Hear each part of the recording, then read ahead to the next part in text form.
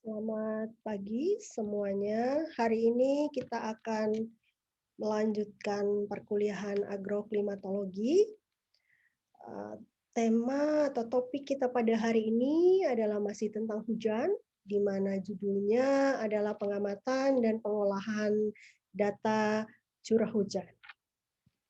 Kita lanjut. Berikut ini adalah beberapa perkembangan alat pengukuran curah hujan yang kita kenal di Indonesia, dan ini biasanya digunakan di stasiun cuaca yang ada di beberapa tempat di Indonesia seperti itu ya. Jadi kalian bisa lihat ini ada yang namanya ordinary rain uh, gauge. Ini adalah penangkar hujan yang ordinary atau yang biasa ini cuma hanya bentuknya seperti gelas ukur. Kemudian yang konvensional, selanjutnya ada yang mechanic recording, artinya dia ada logernya di sini. Kemudian ada yang semi elektronik seperti ini. Kemudian ada recorder elektronik, dia bisa menyimpan data, dan kita bisa mengukur curah hujan melalui dua cara. Kalau yang alat ukur di sini yang kalian lihat dalam foto itu adalah pengukuran langsung. Sedangkan ada lagi pengukuran tidak langsung, yaitu menggunakan radar cuaca dan citra satelit. Jadi ini sudah umum dilakukan di dunia ya. Jadi ini adalah perkembangan pengukuran curah hujan. Jadi sekarang ini memang tidak susah mencari data curah hujan, terutama yang bisa diambil dari berbagai sumber. Nah, bagaimana sih kita menginstal alat penangkar hujan? Karena di Kalimantan Tengah sendiri memang belum banyak alat penangkar hujan jika dibanding daerah-daerah yang lain, padahal seharusnya semakin banyak alat itu maka akan semakin detail data. Nah, ketika kita mau memasang alat penangkar hujan, apa saja itu syaratnya? Yang pertama, itu tempatnya harus terbuka, artinya bebas hambatan ya. Tidak ada pohon atau bangunan yang dekat sehingga terhambat penangkapan hujan oleh alat tersebut. Kemudian yang kedua, efek angin. Jadi sebaiknya di sekeliling alat ini dipasang penahan angin sebaiknya ya, supaya tidak mengganggu distribusi atau apa namanya, air hujan yang masuk ke alat tersebut. Meskipun tidak semua stasiun atau tidak semua alat penangkar punya ini gitu ya. Kemudian yang ketiga itu ketinggian alat. Nah, ketinggian alat yang disetting oleh BMKG itu 1,2 meter dan permukaan yang berumput tipis. Jadi tidak boleh di semak-semak, harus dibersihkan dulu apa namanya lokasinya sehingga baru ditaruh alatnya, terutama yang konvensional ya sama yang ordinary itu. Nah, kalau yang otomatis itu biasanya apa namanya cenderung bisa menangkap karena dia hanya menggunakan logger ya. Tapi kalau yang konvensional harus diukur oleh manusia seperti itu. Kemudian cat. Nah, kenapa cat yang digunakan biasanya kalau kalian lihat di sini tuh mayoritas putih atau silver ya. Gunanya untuk mengurangi efek penguapan. Karena kalau menggunakan warna-warna gelap itu airnya itu bisa menguap sebelum misalnya nih kan biasanya diukur jam 7 pagi. Tetapi ketika kita kelupaan mengukur atau mungkin lewat sedikit waktunya matahari sudah bersinar, maka sudah terjadi penguapan, itu akan mengganggu volume yang ada di dalam alat tersebut. Nah, di sini dianggap kalau warna putih itu lebih mengurangi efek penguapan walaupun ada tapi tidak banyak. Kemudian harus ada pelindung pagar. Kenapa? Supaya melindungi alat ini ya, supaya tidak hilang seperti itu. Karena ada banyak pengalaman dari tim saya juga itu alatnya hilang, bahkan sekarang sepertinya yang di belakang BDP itu juga hilang ya, padahal waktu itu ada pagarnya. Nah ini gunanya supaya karena kenapa? Karena kalau kita menginstal alat penangkar hujan itu harapannya dia bisa memberi data dalam waktu panjang. Jadi tidak hanya temporer 1-2 hari atau sebulan atau setahun, tapi bertahun-tahun kalau bisa sampai alat tersebut sudah tidak mampu lagi atau rusak, nah diganti alat yang baru seperti itu. Nah, Ini prasyaratnya ya ketika kita mau menginstal alat tersebut. Nah, ini contohnya ya. Contoh penempatan dalam taman alat. Ini kalau alat-alatnya banyak ya. Ini kalau biasanya di stasiun cuaca seperti di bandara umumnya ya, atau di uh, weather station yang ada di pusat riset misalnya. Tapi kita belum punya ya di universitas. Harap akan punya, ada mungkin ya, baru dipasang ya di Piteknopark ya. Jadi kalian bisa melihat seperti itu, alatnya seperti apa. Di sini misalnya contoh ada alat termometer, anemometer untuk mengukur angin, kemudian termometer tanah misalnya seperti ini. Nah, jaraknya dari masing-masing alat itu misalnya antara 3 sampai 5 meter. Itu supaya tidak saling terganggu. Nah, ini contohnya kalau dari penghalang bangunan atau pohon itu kurang lebih 20 meter harusnya ya. Jadi tidak boleh terlalu dekat. Nah, bagaimana metode pengukuran penangkar hujan, terutama yang rain gauge ini? Kita melihat seperti itu. Ini ada 4 metode dari penangkar hujan itu sendiri sesuai dengan jenis alatnya tadi ya. Kalian lihat di depan. Yang pertama, yang paling sering kita gunakan itu berdasarkan volume air hujan, yaitu ada ordinary rain gauge, ada observatorium, ada Hellmann's. Kemudian yang kedua itu berdasarkan berat air hujan, menggunakan tipping bucket 1 lengan atau tipping bucket 2 lengan. Nah, ketiga berdasarkan efek optik. Nah, ini biasanya berhubungan sama penginderaan jauh atau remote sensing. Kalau kalian tertarik, ini ada mata kuliahnya sendiri ya sekarang di semester 5 atau 7, mata kuliah pilihan kalau tidak salah. Kalau dulu ini mata kuliah pilihan tanah, tapi sekarang semua minat bisa mengambil mata kuliah ini. Dan kebetulan mata kuliah ini saya sebagai koordinator, dan kalau kalian memang tertarik nanti melihat bagaimana cara mengukur hujan tidak secara manual tetapi menggunakan teknologi yang cukup advance atau cukup tinggi, jadi kita bisa menggunakan infrared, laser atau radar juga ya. Kemudian ada yang namanya piezoelectric. Piezoelectric ini menggunakan bantuan listrik ya. Jadi kalau yang pertama ini sangat manual, nggak ada baterai, nggak ada apa, itu hanya manual, diukur secara manual. Ini juga efek optik ini memerlukan energi, dan piezo juga.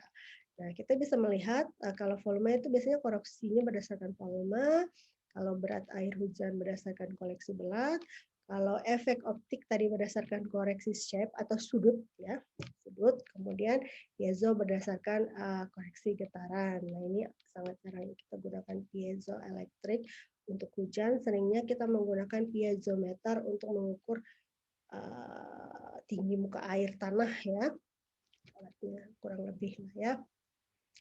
Nah, ini contoh pertama bagaimana pengukuran curah hujan berbasis volume, di mana alat itu kan punya penampang ya, kemudian nanti punya kalau kita ukur itu ada volume airnya, kita ukur berapa mili, dikonversi menjadi tinggi hujan milimeter. Jadi perharinya katakanlah 50 milimeter atau berapa milimeter seperti itu. Nah, kemudian selanjutnya akan dikoreksi menggunakan faktor koreksi lagi. Jadi begitu yang kita ukur ini tidak langsung bisa digunakan, tetapi harus dikoreksi lagi berdasarkan luas penampang dan skala ukur atau gelas ukur yang digunakan serta pias pena. Dia menggunakan pias atau pena ya. Hal yang perlu diperhatikan ketika kita membaca, jadi ketika kita membaca berapa mililiter itu kan sebenarnya gelas ukurnya harus searah dengan mata gitu ya, ininya observasinya. Tapi kalau kita tidak terbiasa atau masih awam, itu bisa miring-miring, bisa tidak tepat, tingginya tidak sama dengan mata, dan segala macam. Kemudian dicek lagi apakah di situ ada kebocoran atau sumbatan. misalnya di kerannya atau ada kotoran kalau ombrometer yang manual atau bias dan penanya ada kerusakan misalnya seperti itu dicek lagi. Kalau memang benar-benar udah pas, udah bagus seperti itu semuanya, maka berarti itu adalah nilainya setelah gunakan faktor koreksi tadi. Ini yang berbasis volume ya, cenderung lebih gampang, tidak susah, asal semua kaidah-kaidahnya diperhatikan.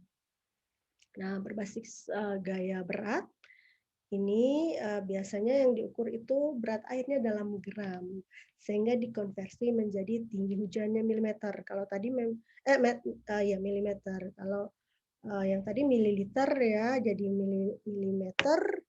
Kalau ini gram menjadi milimeter. Nah, faktor koreksinya tidak hanya luas penampang, tetapi juga suhu air hujan dan air hujan yang tidak terukur. Barangkali ada berapa faktor koreksinya, kemudian sensornya dari alat tersebut, cek lagi apakah resolusinya, kolektornya, intensitas minimal maksimal, dan respon time.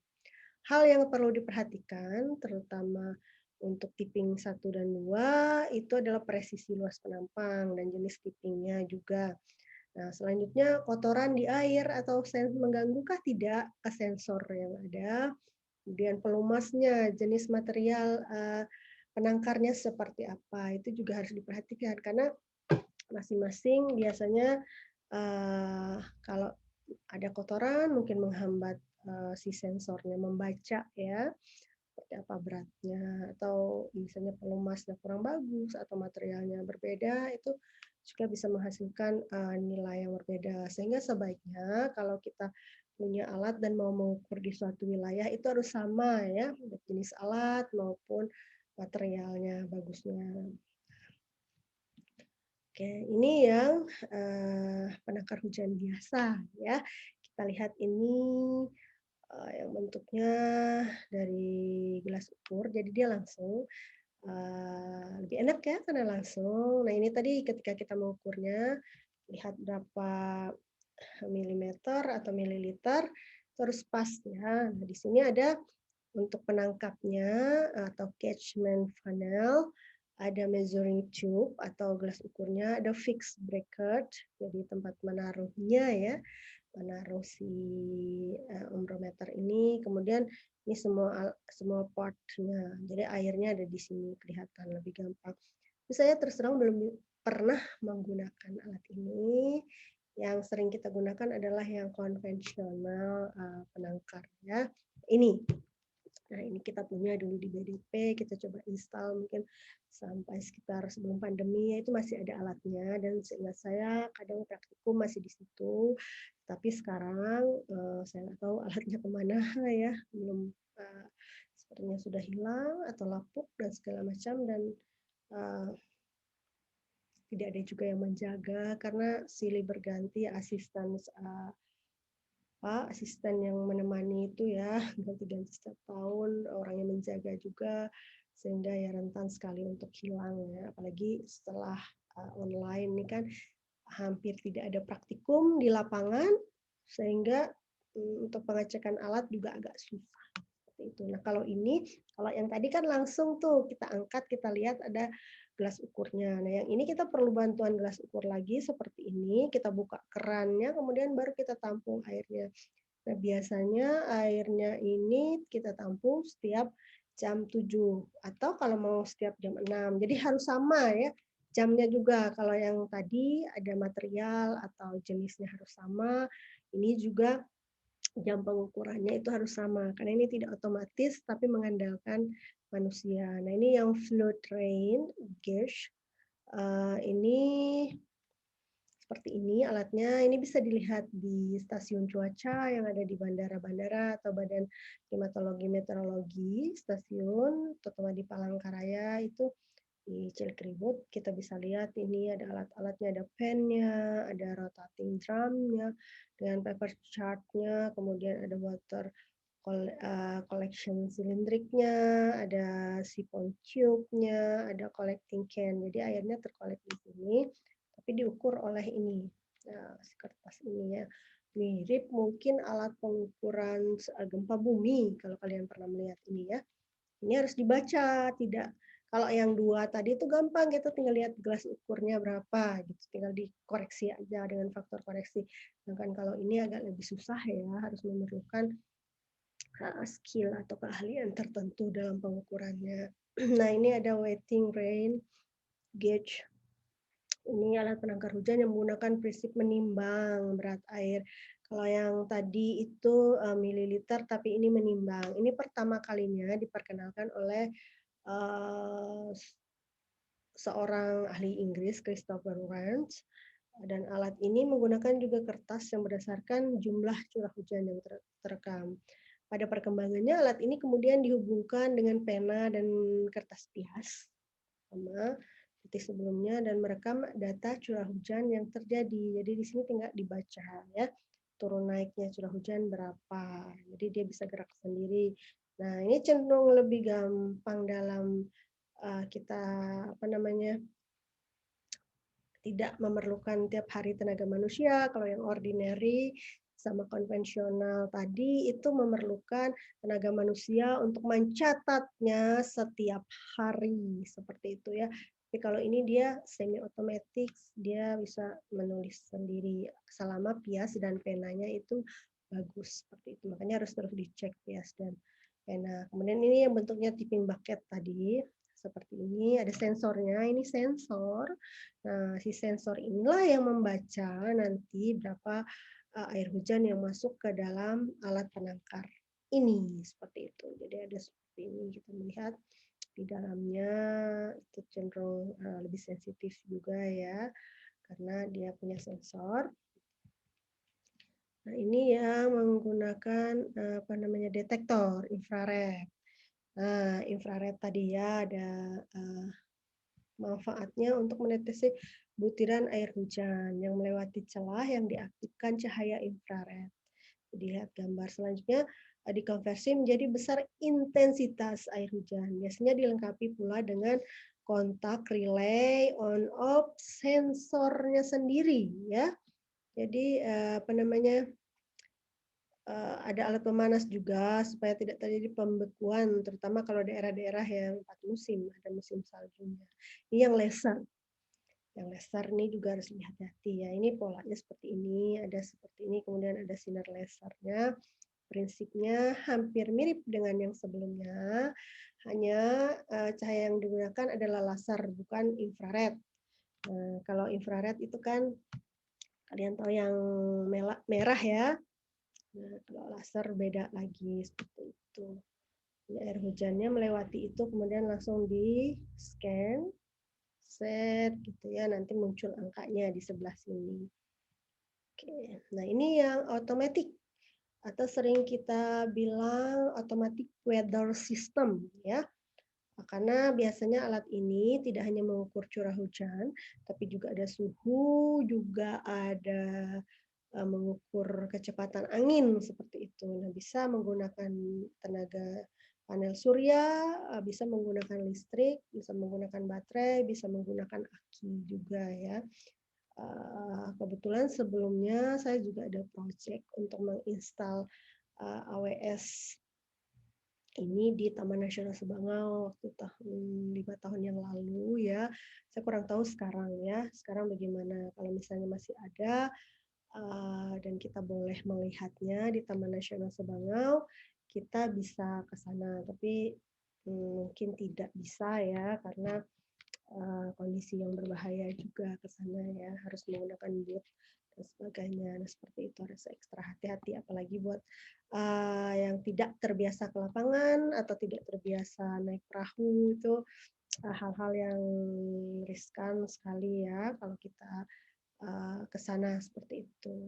Nah, ini ada setahu saya di sana yang pernah dipasang tapi ada juga di bandara kalau tidak salah ya, mungkin jenisnya berbeda. Nah, ini adalah bagian utama tadi yang dari yang otomatis itu, biasanya dia ada penangkarnya, ada data loggernya, ada modem komunikasi. Biasanya nih, kalau dulu kita menggunakan Telkomsel ya sebagai jaringannya, jadi dia menangkap signal ya, Signal ini gunanya untuk mengirim data ke servernya. Jadi kita tidak perlu kalau yang cuman logger tadi kita atau cuman yang pias pena tadi atau eh, apa namanya ordinary konvensional penangkar hujan tadi kita harus datang ke sana untuk mengambil datanya langsung manusia.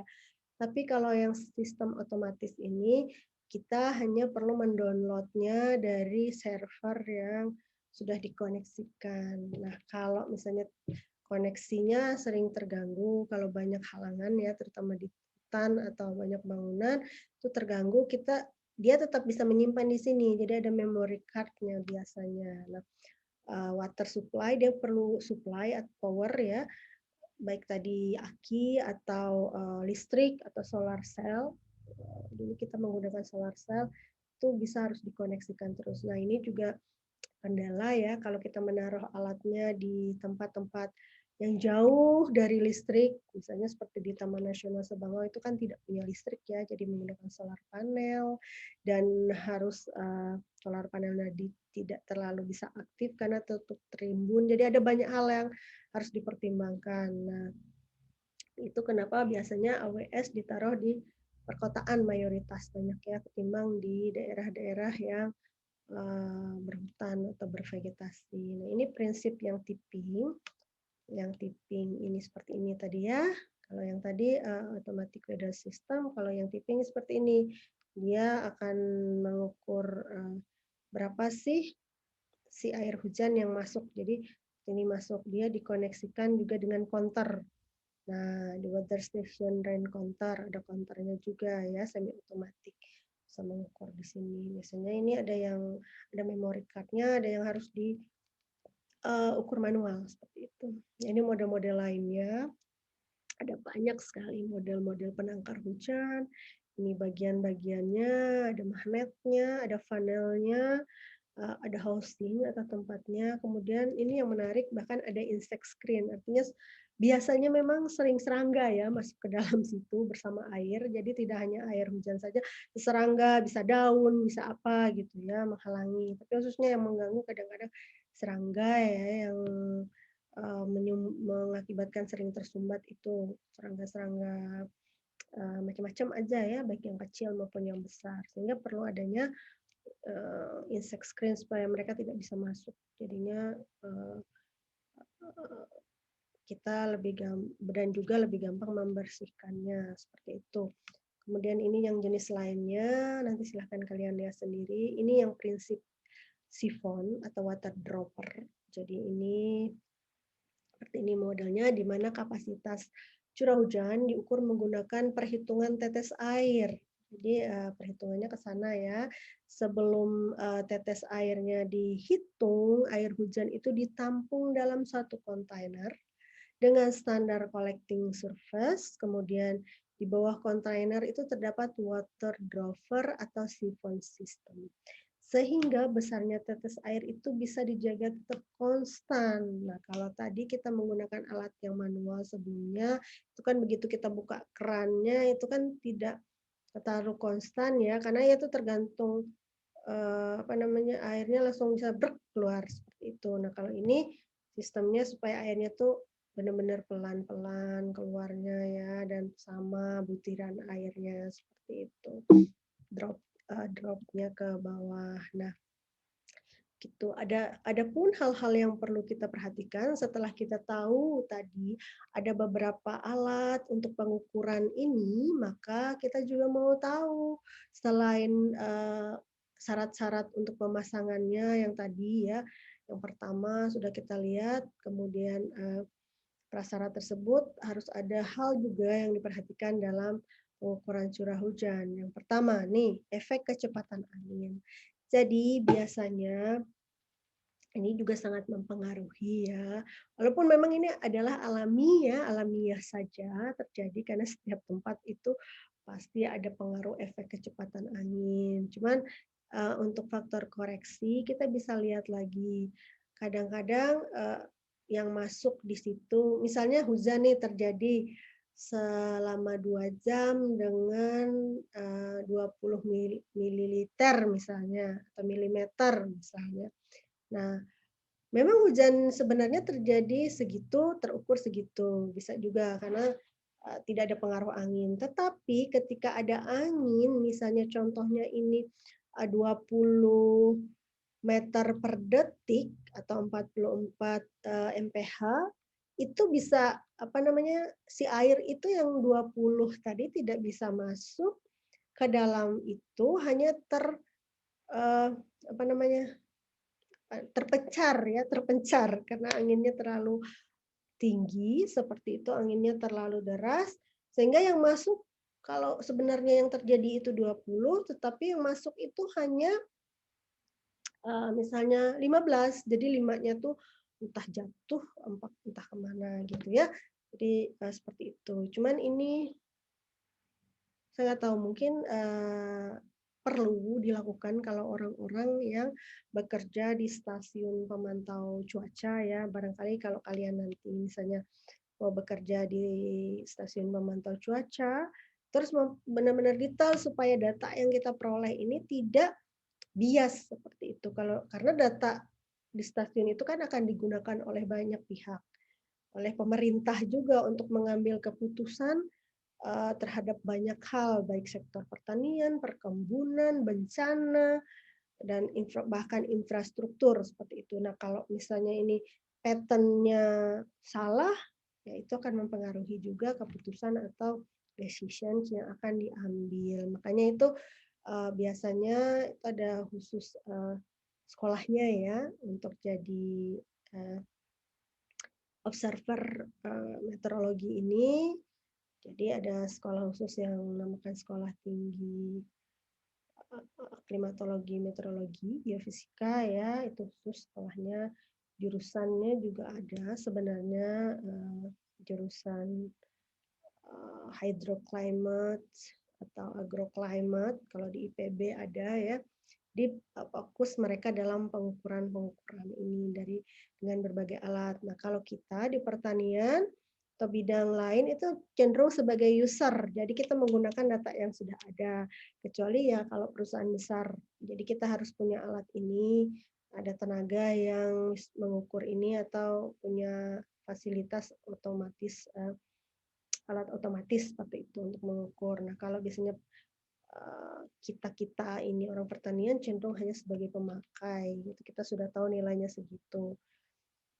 Nah, kemudian ada lagi efek hambatan. Kalau tadi angin, kalau ini hambatan. Makanya kenapa tadi disarankan kalau install alat itu jauh dari pohon atau bangunan. Karena kalau kita lihat dari berbagai gambar ini, ilustrasi, ini kan alatnya nih, ketika pohonnya masih kecil ya, di anginnya lewat, air hujannya memang langsung masuk ke alat penangkar tersebut. Nah, ketika beberapa waktu kemudian si pohon yang di sini tuh udah jadi tinggi. Nah, itu kan mengganggu apa? Air yang masuk ke dalam sini, biasanya volumenya lebih sedikit. Sedangkan di sini kan masih kecil. Nah, di sini lagi ada contoh lagi misalnya kalau si alatnya itu ditaruh lebih tinggi, harusnya ditaruh lebih tinggi ya dari pohon yang ini ya, supaya dia bisa menangkap yang ada di sini seperti itu. Jadi tidak terlalu bias angkanya. Nah, ini harus diperhatikan. Ini pohonnya ditebang atau alat alat ini dinaikkan misalnya, atau kalau bisa jangan dibangun bangunan yang lain atau ditaruh alat yang lain seperti itu di dekatnya supaya tidak menghambat si apa namanya masuknya air hujan ke dalam si penangkar ini. Ini kalau selanjutnya adalah efek bentuk endapan. Ini kalau daerah-daerah yang punya musim dingin atau ada waktunya itu salju bisa masuk. Jadi alat ini kan terbuka ya, mau apa aja masuk ke dalamnya karena dia tidak ada tutup biasanya. Nah, tidak ada tutupnya, tidak ada yang kalau ada air hujan dia kebuka, kalau nggak ada dia tertutup, tidak seperti itu ya. Jadi apa namanya, alatnya itu terbuka saja sehingga kadang masuk salju jadi terhambat, tertutup seperti itu di sini ya. Nah, makanya harus perlu diperhatikan efek endapan tadi, dicek lagi supaya dibuang, endapan-endapan apa aja, bukan hanya salju, sampah juga atau serangga tadi. Efek, solusinya dikurangi efek anginnya, kemudian kurangi efek hambatannya seperti ini tadi ya. Kalau efek angin itu tadi kita, bikin ini ada penahan angin di sini, makanya disarankan ditaruh, dipagari dengan penahan angin ya. Kemudian yang kedua itu tadi dinaikkan ini si penangkarnya itu.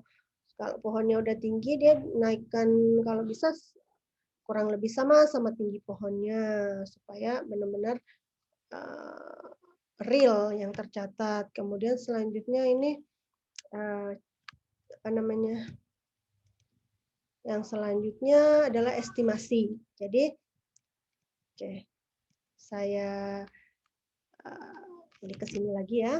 Nah, selanjutnya kita akan belajar tentang bagaimana sih mengestimasi atau memperakirakan cuaca. Saya tutup dulu ini, saya akan buka website-nya BMKG ya. Kita lihat tentang perakiraan cuaca. Contohnya, misalnya saya buka ini, oke, saya share screen ya, bagaimana cara membukanya. Nah, ini kita klik ya. Perakiraan hujan. Ya, ada kan di sini perakiraan hujan gimana gitu. Yang tidak resminya juga dari ya ini yang ada di Google ya. Nih, misalnya contohnya ini dia bisa memperkirakan sampai hari Minggu, Senin, Selasa, Rabu, Kamis, Jumat, Sabtu, Minggu ke depannya ya. Jadi ini cerah, misalnya nih hari ini katakanlah hari Senin, hari Senin nih hujan, ini hujan petir, hujan petir. Nah, bagaimana dia bisa menduga, meramal? Jadi nggak menggunakan ramalan ya, nggak menggunakan hal-hal yang klinik ya, tapi ini menggunakan biasanya rumus statistik dari historical data yang sebelumnya. Jadi kita bisa menduga berapa hari ke depan. Jadi ada cara-caranya. Di sini memang kita tidak akan mempelajari secara detail cara-cara perakiraan karena kita memang sekali-kali lagi saya katakan kita adalah user. Nah, ini kalau yang di Google ya udah banyak di mana-mana. Nah, ini untuk di BMKG sendiri. Bagaimana sih BMKG menduga perakiraan hujan? Ini contoh. BMKG bahkan bisa menduga kalau yang tadi itu kan kalau kita lihat yang ini kan sampai seminggu ke depan ya. Nah, kalau si BMKG ini, lembaga ini menduga bahkan sampai Desember. Kita lihat nih perakiraan curah hujan Oktober ya. Di Oktober seperti ini. Jadi di Oktober di wilayah Palangkaraya itu akan termasuk dalam kategori atau zona menengah di mana hujannya mencapai 200 sampai 300 milimeter per apa nih? Bulan apa per tahun kira-kira? Ya, ini. Jadi Oktober, kemudian ini November, kita lihat November makin tinggi lagi curah hujannya di sekitar Kalteng ini. Sampai Desember, Desember lebih tinggi juga ya. Desember 300 masih 200 sampai 400. Nah, apa gunanya perakiraan hujan ini? Yang pertama kalau buat orang pertanian ini sangat berguna sekali untuk menentukan musim tanam dan musim panen dan varietas apa yang akan kita tanam yang cocok. Jadi kita tidak bisa asal-asalan saja, apalagi kalau pertanian skala besar. Kalau pertaniannya hanya di pot atau kecil-kecil ya bisa kita trial and error atau uji coba. Tetapi kalau pertanian skala besar itu tidak bisa ya akan merugi karena modal yang dikeluarkan udah banyak. Nah, selain curah hujan, kita bisa melihat sifat hujan. Kalau kita lihat kalau sifat hujan tuh ada kategorinya bawah normal, normal sama di atas normal. Kalau kita lihat di Kalteng ini, sekitar sini ada yang normal, ada beberapa wilayah yang di atas normal. Jadi bulan depan siap-siap lagi banjir ya, karena kondisinya kembali hujannya akan banyak. Ini berdasarkan perkiraan. Kemudian kita lihat di November bagaimana sifat hujannya. Juga sama, ada yang normal, ada yang di atas normal. Desember bagaimana? Desember itu kelihatannya menarik ya, ada yang beberapa di atas normal, ada yang di bawah normal, seperti itu ya. Nah, jadi ini perakiraan, kevalitannya bermacam-macam ya, tergantung metode apa yang digunakan, seperti itu ya. Atau berapa lama, biasanya semakin lama kita memperkirakan, kalau yang tadi harian ya, misalnya sampai seminggu ke depan, dibanding ke 3 bulan ke depan, tentu yang lebih meyakinkan datanya adalah harian ya, atau hanya beberapa hari ke depan. Tapi kalau udah berbulan-bulan ke depan tuh juga udah banyak errornya, makanya selalu diupdate lagi. Misalnya bulan ini kalian lihat perakiraan November, pada saat bulan Novembernya kita cek lagi benar apa tidak itu. Jadi biasanya di cross check, kalau memang benar itu berapa ketepatannya untuk tahun berikutnya lagi digunakan perakiraannya, seperti itu ya. Jadi ini dalam hal perakiraan iklim atau perakiraan hujan bulanan, biasanya harian. Kalau yang tadi harian ya sebelumnya. Nah, oke, saya tutup lagi ya.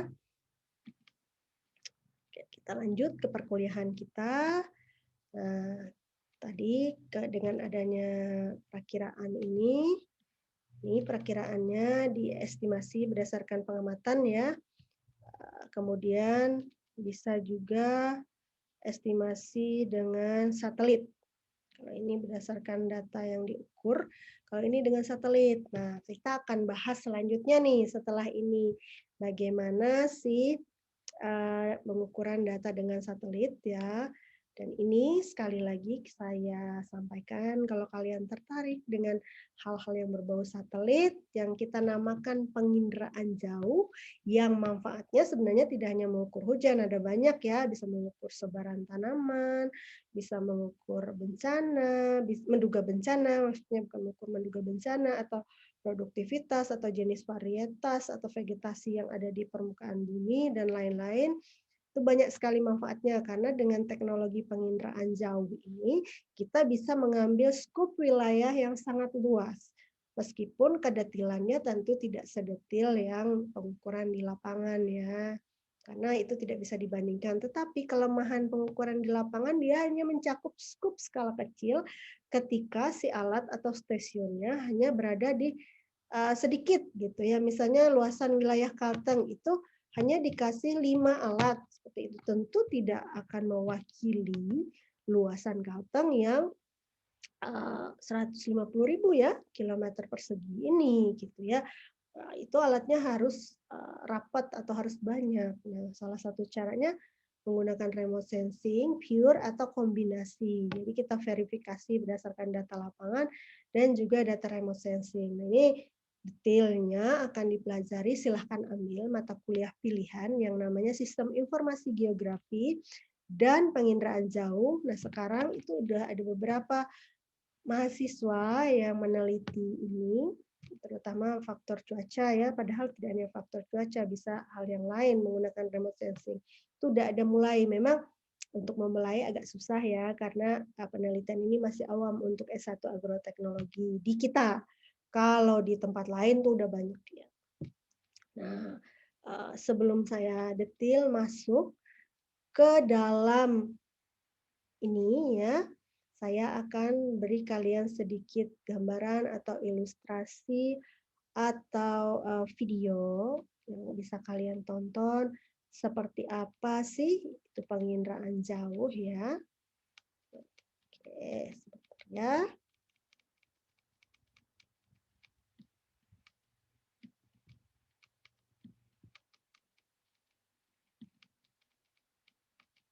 Hmm.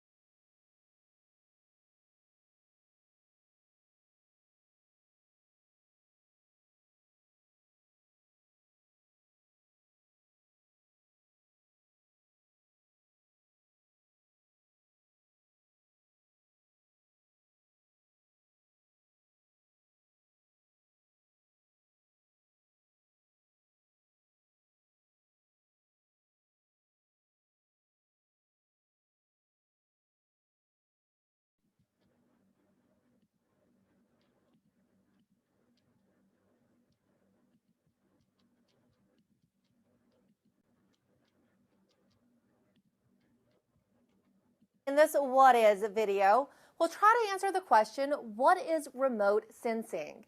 Remote sensing is any technique used to gather information about an object that does not require touching the object. Remote sensing can be done with devices either on the ground or on ships, planes, or even satellites.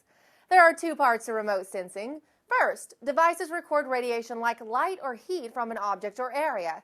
And second, this data is analyzed to determine what it means. For simplicity, we can divide all of the devices used in remote sensing into two groups. In passive remote sensing, technology is used to record an object's natural radiation. An infrared camera on a tripod that records heat coming from a rock formation or an airplane flying over a rainforest that registers the sunlight reflected from the forest's canopy are examples of passive remote sensing. Active remote sensing takes place when a device sends out a signal in order to gather information about an object. A ship that sends sonar waves to scan the ocean floor uses active remote sensing, as do satellites that monitor hurricanes. Although you may not realize it, you benefit from the results of remote sensing almost every day. Meteorologists count on it to help generate weather forecasts. Police use it to catch speeding cars, and geologists use it to create maps of all kinds. A special type of remote sensing called light detection and ranging, or LiDAR, is a type of active remote sensing that uses lasers. LiDAR is used by everyone from farmers to help fertilize their crops to engineers who use it to help them survey the land. In fact, you're using a type of passive remote sensing right now. Human eyes and ears capture light and sound waves and allow us to detect information about an object without even touching it. For thousands of how-to and advice videos on any topic, visit monkeysea.com.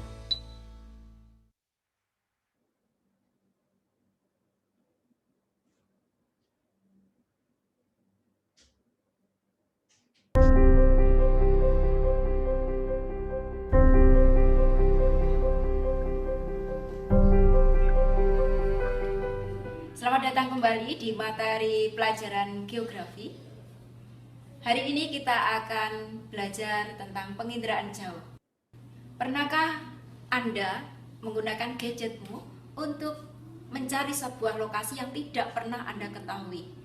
Nah, melalui gadget itulah kita bisa mengamati bagaimana kondisi lingkungan di sekitar kita berkaitan dengan objek-objek yang perlu kita lihat. Kita akan melihat beberapa tayangan berikut ini berkaitan dengan bagaimana si citra itu. Yang pertama, kita akan melihat situasi kota Surabaya. Gambar yang kedua, kita juga akan melihat bagaimana fenomena sungai meander. Yang ketiga, kita akan melihat kondisi pantai. Dari tayangan tadi, apa yang bisa Anda amati? Fenomena-fenomena apa yang bisa Anda simpulkan? Untuk kita bisa menganalisis penginderaan jauh, kita perlu melakukan sebuah interpretasi citra. Yang pertama, bentuk. Bentuk mencirikan atau mengkonfigurasikan suatu objek bisa berbentuk bulat, bisa berbentuk persegi panjang, bisa berbentuk segitiga, dan yang lain. Yang kedua, rona. Rona menginformasikan tentang tingkat kecerahan objek.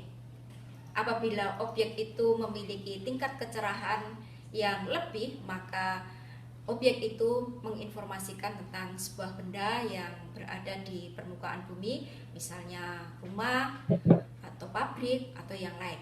Sementara kalau misalnya ronanya gelap, berarti menginformasikan tentang air.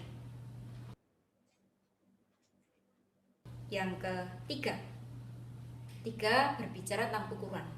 Ukuran tergantung dari dalam lingkungan situasi itu, apakah ada ukuran yang lebih besar dari ukuran yang lain.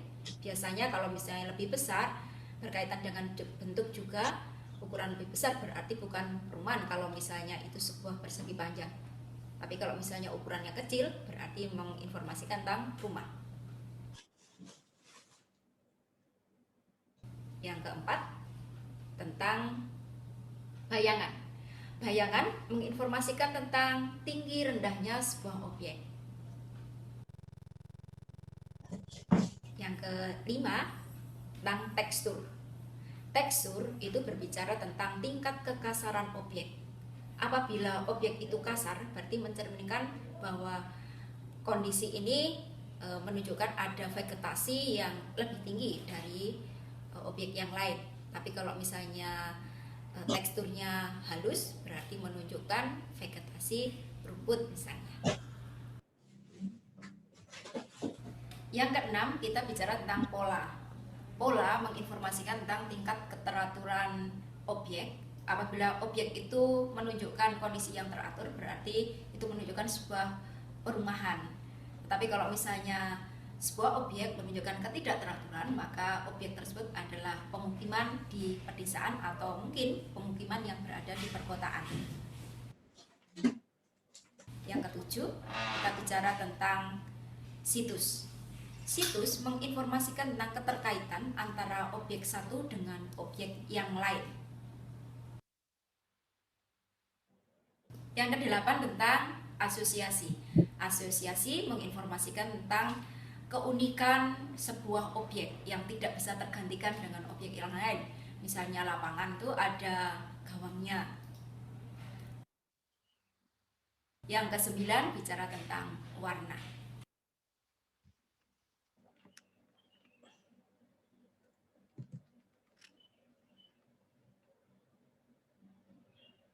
Para siswa, bahwa ke-9 unsur interpretasi citra itu kita harus perhatikan bahwa di dalam sebuah fenomena citra itu hampir semuanya termunculkan.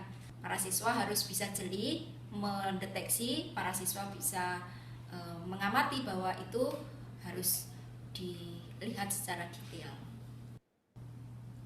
Dari informasi tersebut, mari kita belajar menginterpretasikan citra. Berikut ini ada. Oke, jadi itu tadi ya sekilas saja tentang apa itu penginderaan jauh ya. Karena setelah ini kita akan membahas banyak tentang penginderaan jauh. Oke, share kembali, share screen.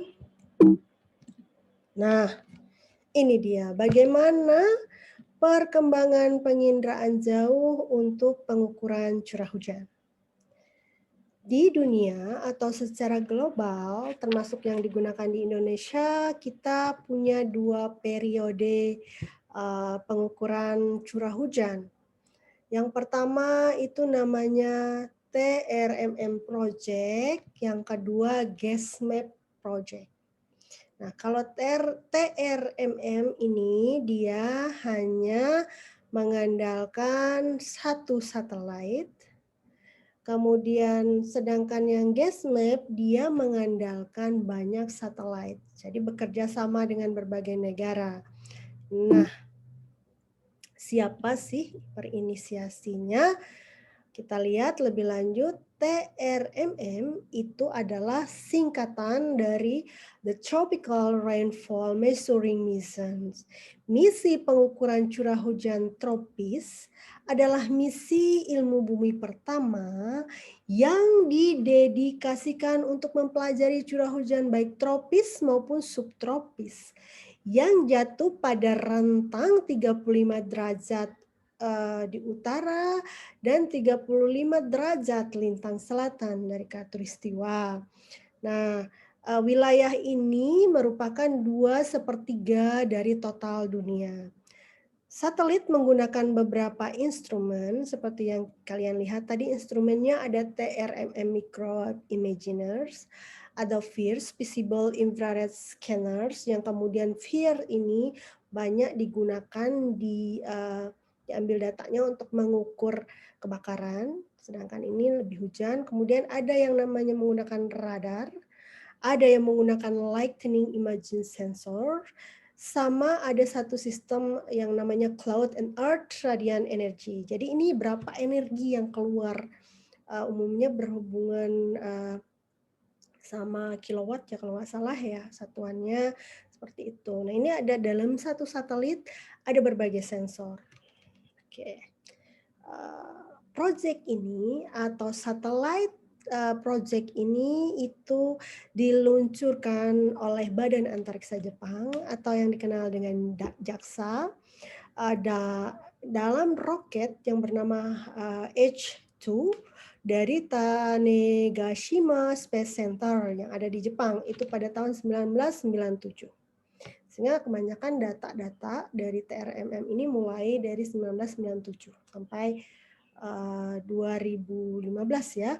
Karena pada tahun 2015 misi dari TRMM ini berakhir dan diganti oleh misi yang lain. Jadi pengolahan datanya itu ada sampai tahun 2019 dan kebetulan ada satu teman kalian yang sudah melakukan riset ini ya sebagai skripsinya dan sudah lulus kalau nggak salah ya. Jadi kalian kalau tertarik silahkan kita diskusikan kemudian seperti apa pengolahan datanya tapi basicnya ya tadi harus tahu yang namanya geografi informasi sistem dulu ya sebelum jauh ke penginderaan jauh. Topik penginderaan jauh. Nah, ini spesifikasi dari si alat tersebut. Kita hanya tampilkan di sini 3 ya. Yang pertama microwave radiometer, TMI, radar, sama visible and infrared radiometer atau FIRS. Di sini perbedaannya frekuensinya berbeda satu sama lain ya. Kemudian resolusinya berbeda. Kalau microwave itu dia menggunakan 1 km kali 8, berarti berapa tuh? 88 km persegi ya. 1 km berapa hektar? Coba kalian konversi ya. Segitulah luasnya, 1 resolusi atau 1 piksel. Sedangkan radar itu lebih kecil lagi, 5 km. Bahkan bisa juga mencapai 250 meter. Nah, kalau yang FIRS itu 2,5 km resolusinya masing-masing ya. Scanningnya ini conically scanning, ini cross-track scanning, ini cross-track scanning. Ini SWAN-nya ya. Jadi ini spesifikasinya. Kalau kalian mau lihat lebih detail tentang alat ini, kalian bisa baca di websitenya. Ada website tersendiri, website TRMM. Seperti itu tinggal searching saja, kalian dapat informasinya. Nah, yang kedua yang sekarang digunakan karena setelah 2019 itu tidak ada lagi data TRMM, berganti ke project ini yang namanya GSMAP atau Global Satellite Mapping of Precipitation. Lagi-lagi, project ini diinisiasi oleh Japan Aerospace Exploration Agency atau Badan Antariksanya Jepang dengan tim dari berbagai negara. Nah ini mulai kegiatan ini inisiasinya dari 2002 ya, kemudian diambil alih oleh JAXA 2007 sampai sekarang. Perbedaannya dengan sebelumnya di mana sudah saya point out tadi bahwa proyek ini menggunakan data dari beberapa satelit cuaca yang ada, baik itu TRMM sendiri yang sekarang berganti namanya jadi TMI ya, atau juga namanya Global Precipitation Measurements. Kemudian dari satelit Aqua, ini bukan air Aqua ya, ini satelit namanya, satelit ada Aqua, satelit Terra punya NASA. Kemudian ada Diven Meteorological Satellite Program, ini biasanya satelit yang digunakan untuk pertahanan dan keamanan atau berhubungan sama militer ya, ada satelit sendiri. Kemudian ada satelit dari NOAA atau National Oceanic Atmospheric Administration atau Badan Klimatologi Amerika lah ya. Jadi di sini karena dia gabungan dari berbagai satelit sehingga resolusinya cukup presisi dan resolusinya itu cukup tinggi, di mana kalau secara temporal dia per 1 jam, tapi kalau secara spasial itu dia 10 sampai 11 km persegi, artinya 10 kali 10 100 ya, 100 km persegi ya, satu pikselnya itu. Nah, citra yang dihasilkan oleh GSMAP merupakan hasil bahan olahan penggabungan beberapa data tadi, kemudian dihasilkan menjadi satu peta, di mana dipublikasikan dengan time lag mendekati 4 jam. Jadi, misalnya data jam 12 biasanya di launching jam 3 atau jam 4, seperti itu. Nah, ini kalian bisa lihat, bisa cari ini web GIS-nya. di websitenya JAXA atau Badan Antariksa Jepang ini detail, ada tanggalnya, ada jamnya, dia menggunakan standar ya jam UTC. Kalau kita mau menggunakan ke Indonesia kita konversi. Dan ini bisa kalian download data ini ya. Di download, tetap nanti kita lihat bagaimana cara downloadnya. Di sini jelas bagaimana cara mau mengambil lokasinya, mau pakai point, mau pakai box atau brooch. Biasanya saya lebih senang menggunakan box karena dalam satu luasan wilayah tertentu, jadi lebih gampang. Cuman ini harus benar-benar tepat ya, harus di lokasi yang kita inginkan supaya datanya tidak sia-sia. Nah ini. Nah selanjutnya kita lanjutkan ke cara cara download data curah hujan ini. Yang pertama, saya mau tunjukkan bagaimana cara download data dari sumber BMKG. Kita lihat tahapannya ya. Kita klik di sini. Klik di sini. Saya stop screen dulu, ganti ya. Apa kita menemukan seperti ini websitenya ya. Nah ini. Tinggal kalian daftar, register dulu ya. Jangan lupa menggunakan email dan kata sandi. Nah, ini register, coba kita register. Nah, klik register, kita isi email, kita sandi apa, minimal karakternya begini, nama lengkap kita. Jadi tidak boleh pakai nama samaran ya di sini ya, harus nama jelas, nama benar sesuai KTP. Kita dari negara mana, kita pekerjaannya apa, apakah dosen, instansi pemerintah, mahasiswa, peneliti atau swasta.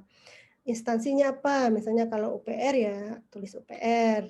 Kalau kalian punya perusahaan, tulis perusahaan. Tujuannya apa? Ada di sini 3 pilihan ya. Penelitian kah, untuk layanan kah, untuk kegiatan operasional. Biasanya operasional ini digunakan oleh pihak swasta ya. Kalian isi dan daftar. Nanti cek di email yang sudah kalian daftarkan di sini, itu harus perlu verifikasi lagi. Nah itu. Oke, kalau saya udah daftar ya. Nah itu sekilas saja. Kita masuk lagi tahap ini. Nah itu tadi. Kemudian kita lihat nih tahapannya ya. Ini tadi yang sudah saya sampaikan. Cara mendownloadnya dari web ini silahkan kalian lakukan. Silahkan diregistrasi. Nah bentuk datanya akan seperti ini. Nanti ini yang GESMAP, sorry, ini yang GESMAP. Saya cek ulang ya. Kayaknya kemasukan di atas sini ya. Coba GESMAP. Oke. Ya, udah.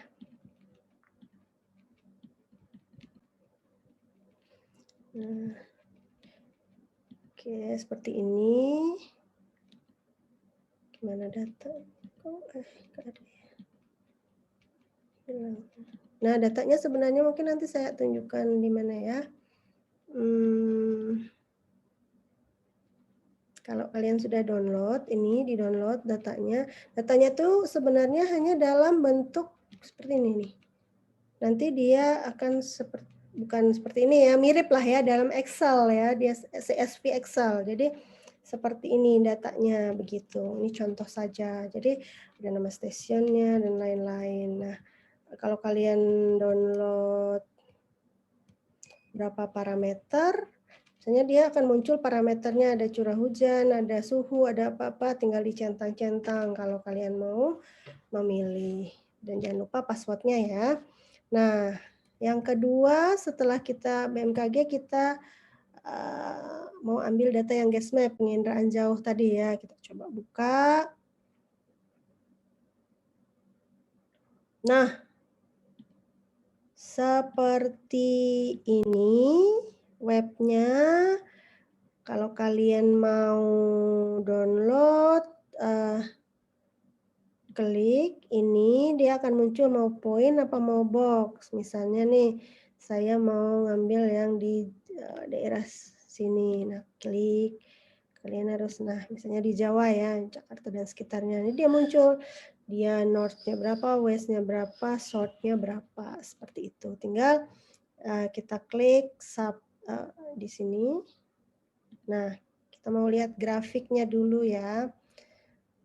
Oke, ini. Nah, ini grafiknya udah ada langsung jadi, mudah sekali. Kalau kalian mau ukur Excel-nya di sini klik. Nah, kita lihat nih, mulai data tanggal 12 bulan 9 sampai 19 bulan 9. Nah, ini wilayah Jawa ya, akumulasi hujannya ada puncak hujan di sekitar sini yang tinggi akumulasinya.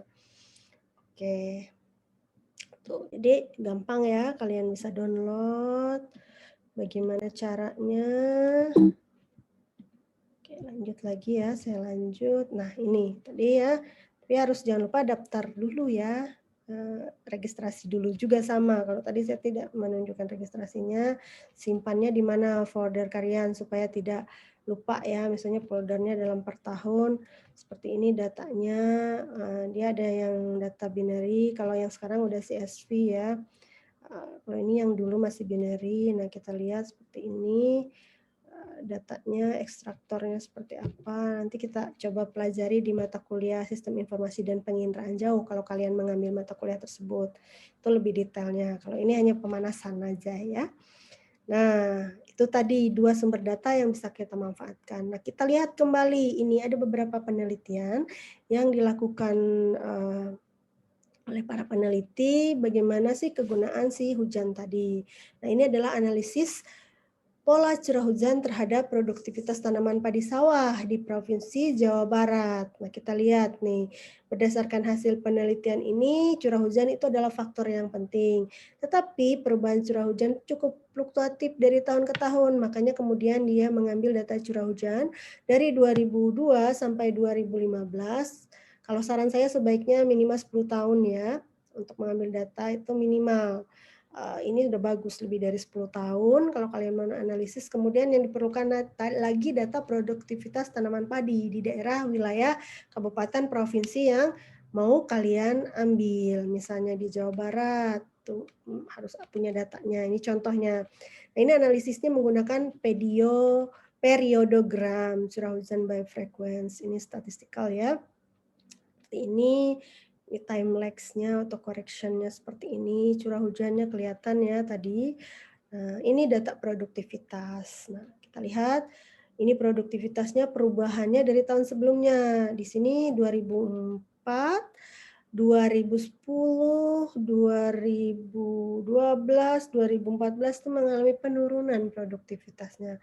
Sedangkan yang lain itu mengalami penambahan produktivitasnya. Itu terjadi kenapa? Nah, dihubungkanlah dengan tabel keterkaitan hujan dan produktivitas tanaman padi. Misalnya tadi kita lihat nih, titik awalnya begini, titik awalnya ini. Jadi kita cek selama beberapa tahun, 3 tahun misalnya. Karena tidak ada sebelum tahun 2002, maka yang paling best digunakan adalah data 2002, kemudian setelah di 2015 juga belum ada datanya. Nah, kita lihat nih perubahan-perubahannya. Ternyata perulangan pediogram curah hujan terjadi pada 33 bulan sekali. Jadi produktivitas itu juga terpengaruh oleh pola atau periode hujan tadi. Nah, ini contohnya dari data ini ya. Oke, itu tadi. Nah, selanjutnya ini yang kedua, mungkin saya tulis dulu judulnya ya. Untuk kalian, oke sebentar. Yang kedua ini sebenarnya analisis.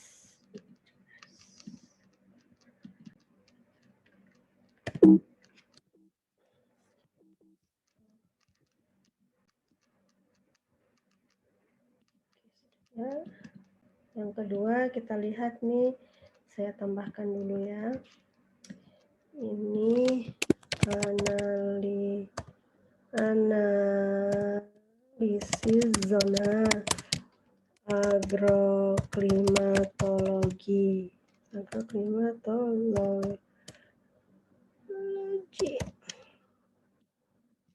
Nah, ini sangat bermanfaat juga ya, karena ini menentukan produktivitas juga, berhubungan sama produktivitas, tapi dia lebih berdasarkan zona agroklimat. Nah, nanti akan dipelajari nih lebih lanjut kalian di dalam mata kuliah ini, sama dosen yang lain tuh bagaimana klasifikasi curah hujan. Nah, ini salah satunya kita akan tampilkan yang paling sering digunakan dalam pertanian itu namanya zona agroklimatologi. Nah, di sini di Kalteng sendiri ini salah satu hasil riset mahasiswa saya yang S2 ya. Kita lihat ternyata berdasarkan klasifikasi bulan basah dan bulan kering itu ada perbedaan satu sama lain. Ini sumber datanya dua ya, kayak GESMAP sama observasi langsung. Nah, di sini kita melihat nih, kalau kita menanam padi kan kita perlu tempat-tempat yang sangat banyak bulan basahnya. Kalau di sini yang cukup banyak bulan basahnya adalah hijau tua dan ini terlepas dari masalah tanah ya, ini klimat aja.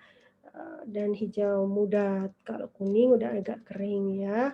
Kalau kita mau nanam 3 kali setahun harus yang ini, yang tempat-tempat basah. Nah, termasuk Palangkaraya, Pulang Pisau sebenarnya secara iklim, cuaca, curah hujan cocok untuk nanam padi.